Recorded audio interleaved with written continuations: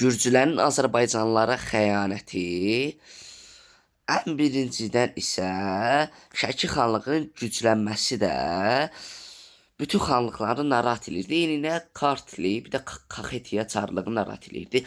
1752-ci ildə Qızılqaya adlanan yerdə bütün xanlar birləşərək plan qururdular ki, nətər bu Şəki xanlığını zəiflətmək lazımdır.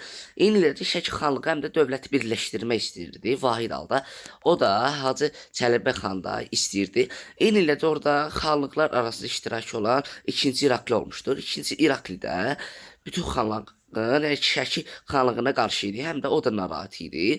Eyni ilə də istəyirlər birlikdə gücünü birləşdirsinlər, amma bir tərəfdən plan dəyişdirdi 2-ci İrakli, xəyanət eləyərək bütün xanları Şahverdi xan, bir də Pənahili xan və sair xanları həbsə atdı.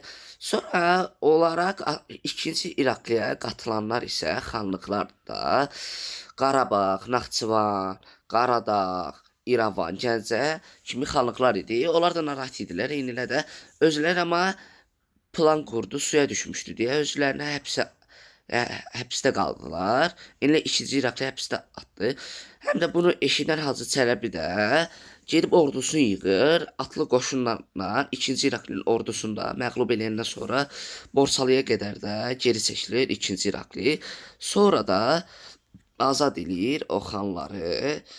Eyni ildə ən birincidən isə Azərbaycan xanlığı bir-birlərinə düşmən idi, həm də müharibə eləyirdilər. Eyni ilə də heç vaxt bir-birlərinə güvənmirdilər deyə bütün ölkələrin də bu fürsətinə gəlirdi. Həm də fürsətdən istifadə edərək Çar Rusiyası da işğal eləmişdi.